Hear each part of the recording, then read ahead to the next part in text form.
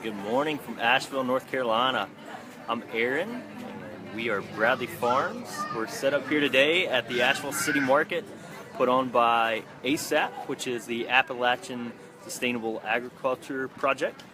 And they're very active. Yeah, it's very, very fortunate to have folks like that support small businesses, especially farms in this region. And so, this one here? Yeah, this is ASAP right here. And so, and they put on this farmers market? Yeah, they put on this market. They put on several markets. And so pretty much what ASAP does is their mission is to connect people with local food. And so that's through helping people brand, helping farms, really network. And so it's a network amongst chefs, the farmers, helping people with the marketing, helping provide people with a place to sell their product. So it's a pretty cool thing that they do. Like I said, we're pretty blessed to have people like that support us and support How much local is the farms. yearly membership on that? So honestly, I can't think of I'm not sure exactly what the figure is. It's somewhere, I'm pretty sure the membership is free, and you pay to do a printed copy of what's called the local food guide. Oh, good. So you pay pretty much for an ad in there, but for the amount of publicity and marketing that you get from that, it's pennies. I mean, compared to what you can get there. So you also belong to this one. To be NC. So this is that's it. Got to be NC brand, and you can see that's their slogan: "Goodness grows in NC." So it's put on by the North Carolina Department of Ag. And so, they're another really good. It's ASAP is more of a local. They have a very limited base that you have to be in, and then the North Carolina. That's obviously if you're from North Carolina, if you're getting shrimp on the coast, or if you're growing meats like we are here in the mountains and anywhere in between. They're really good for, they want people to see North Carolina agriculture and really support that and help it grow. So they're another phenomenal group that offers a lot of support. So Aaron, tell me about Bradley Farms. You're fifth generation. Yeah, so Bradley Farms was, that's my wife and my brand. And so we started our brand here a couple years ago. Our farm, though, started in 1901 by my great-great-grandfather, and it was in the Howard Gap Valley in Saluda, North Carolina.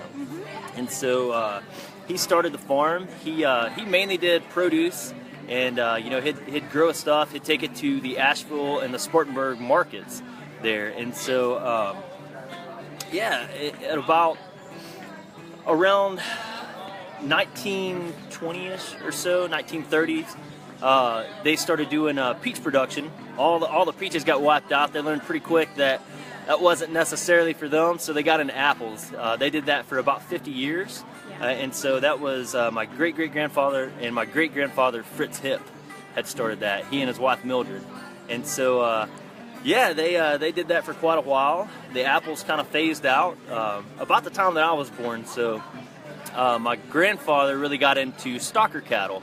And so what that is... that was the first time. Yeah, that's bringing the cattle in, putting some weight on them, and then you take them back and you sell them at a market. And so... tell me a story about your grandfather. What did you learn from him? So, one of the things that I learned with my grandfather, I remember being little, we would ride around, we would check the cows, we would check all those things. Good morning, how are you? Great. Just one moment. How are you? I was going to get some bacon. All right, yeah, so it's an uncured bacon. It hasn't been smoked or anything, so it's sliced, thick sliced like a breakfast style. Oh, excellent. Here's all the comics. See, I got a couple different packs that you can pick from. So you can see there's one piece Is that there, thick? there's another one. Yeah, it is. We like our bacon. This is like the bigger, absolutely. so we'll go with that one. All right. I've got a bag. So I Got guess a you bag? have... Okay, good deal. Let me put some weight on that. Sure. Quick. Oh, that's a pound. It's $9. Excellent. Here's 5. Let me give you 4. There you go. Thank you, man. Oh, you're welcome. Have a great day. Oh, we will. We will, especially when we can look forward to bacon. Absolutely. Bacon Sunday. Thank you. Thanks again. Yeah, so I remember riding around with my grandfather and checking cattle, and rainy mornings, you know, staying in the truck and stuff. And it was almost like a family get-together, not necessarily in a good way when it came to moving cattle. And I say not in a good way because there's calves. He had a cow-calf operation. And so what that is the mamas and the babies. And calves are like any kid, I guess. They don't necessarily listen the best. So the cows, they know what they're supposed to be doing. Those calves going everywhere. So I remember being out in the pasture, and you know, everybody's trying to corral these calves and get them up. Do you have dogs helping you or no? So he had Australian Shepherds, and you know, sometimes that helped, sometimes they didn't. It really just depended on the day, and you know, if they were there and available. Sometimes they were out doing other things, doing their dog things, right? So yeah, so the lesson that I always kind of learned from that is when it comes to working cattle, the slower you go, the faster you go. And so that's one of the things that he had told us. And I was like, you know, I guess when I was younger, it makes a lot of sense now, a lot more than it did then. You know, that same sentence really rang true with the Camino. They say people that tried to rush through that 500-mile trek always ended up with blisters and bailing out, but the ones that did it slow and methodically made it. Yeah. So that's really cool. Okay. Yeah, it's all about that methodical approach and you know, pacing yourself. They're gonna go when they go. That's it. That's kind of when you're moving them from one pasture to another. They're gonna go when they go. So were you on a horse moving them? Or no, walking, no, just walking around. Yeah. No, How old were you when you were doing that? Oh, old enough to get out there. I guess that was kind of the way it was. It's probably I guess the youngest that I was when we started, 4 or 5, something like that. Because if you were big enough to stand and kind of get over there and help a little bit, wave those arms around, then that was you were old enough to be out there. So is it the whole family working the farm, or do you have a hard time finding people to help? Or? So there's so many new laws and regulations that could really... There's a lot of regulatory things, which aren't necessarily a bad thing. It helps, you know, we are growing food for people.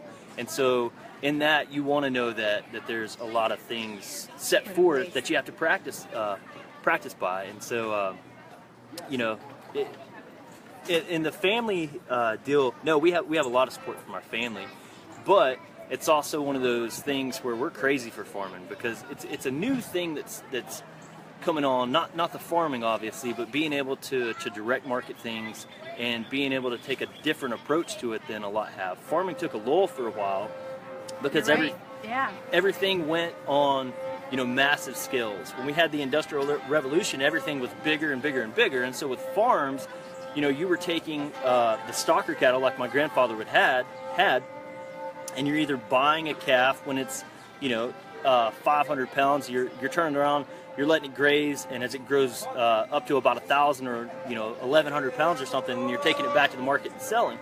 And so, as everything else has got bigger, the competitive edge that a small farmer may have had, when you have somebody that's even doing hundreds, there's people that are doing thousands and tens of thousands of those animals, and so you can't necessarily compete. You can't make enough to do it.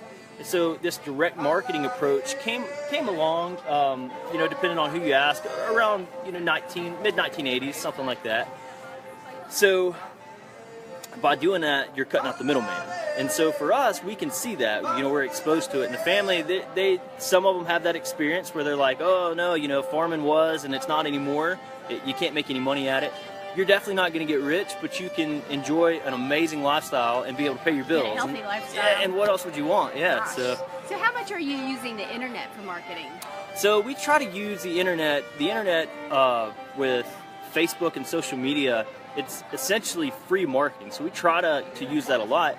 And a lot of people, just like we are here now, a lot of people have cell phone in hand or nearby all the time. And so it's a way to reach out to a lot of people for a low cost. And so, yeah, we try to use that quite a bit. That's excellent. So can you buy your products online? Do you ship? Or so is it... we let people buy our product online, but we're not shipping at this point. That's one of the things that we'll probably end up getting into. Okay. When we first started this, we had the mindset of, if you wanted to buy our stuff online, we wanted you to go find another local farmer and support them just like somebody would us. But at the same time, you know, we're realizing that some people don't have access to that. You know, for them, it could be even a 100-mile drive to be able to find that. And then it's just not practical for them. And so you're really being an ambassador for other farms.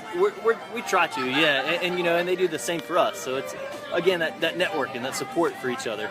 The farmers have that just like these other third parties do. So do you sell to any grocery stores, or is it all we sell to some small in Hendersonville, North Carolina. So we sell our product to them, and then they're pretty much a hub for a lot of people to be able to come in, a bigger customer base, and buy it when we may not be able to sell it. They may not be able to make it out to a market or directly to the farm, so they're able to go to somewhere like the Hendersonville Co-op and buy their product, buy our product and other local farms' products from there. Very good. So, yeah. Very good. So tell me about your book here. So this book it's just a simple book made by I think it's a Shutterfly book. Okay. And so a friend made this for me. That's a great marketing piece. Yeah, we got this. A friend made it for me for a birthday gift. So took pictures that we had posted online on our social media, and it's a great idea, Aaron. Yeah, they put this together. Took some of the quotes that we had put under our pictures on Facebook or off of our website, and yeah, so it's great because that's really a lot of the people here at the market, they have a lot of questions. They want to see, you know, how are you raising your animals? You know, how are you producing the food that we're going to eat? And yeah, this is kind of. Is that you and your wife? This is the farmer, and I'm her helper. So I tell everybody that. No, that's one of the things that you hear a lot of people will say the farmer's wife, and it's not the farmer's wife. It's two farmers. I'll say that for sure. Yeah. There's no way that one person can do this and be successful. It's a partnership for sure. Y'all have kids? We don't. No, we have a lot of babies, but they're in the forms of chickens and everything else. Yeah. So what time does your day start? Usually we get rolling. Usually about 5:30 or something like that. So what's the first thing you do on the farm? So the first thing that we do after coffee, yeah, coffee's a must. The first things that we're really doing is trying to get our planning done for the day and the things like that. So we try to get up and get things started.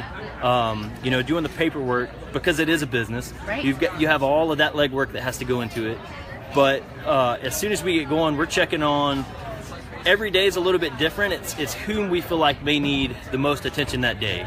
And so when I say that, right now we got a couple of our girls that are about to farrow and have piglets. So they're the first ones that we check. And so some are a little easier to maintain than the others. The cows, they're out there, they're pretty content. You know, we make sure that they've got fresh pasture and grass.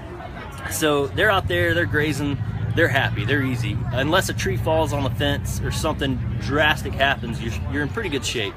And so the farrowing, though, we want to be there in case, you know, if there is an issue or anything like that. We check, like I said, we'll check something like that first, so that way we can go ahead and address that issue, or, you know, take care of them in whatever way they may need. Well, that's awesome. Yeah. Well, I want to thank you for being on Open for Business. Yeah, and thank we'll you for having me. on your link. And, great, thank you so much. Y'all come out to Asheville's Farmers Market. I guess it's the first Saturday of every month. So it's actually every Saturday. Yeah, from 8 o'clock to noon, and it's here off of Market Street in Asheville, North Carolina. Awesome. Thanks, thank you so Aaron. much. Thanks.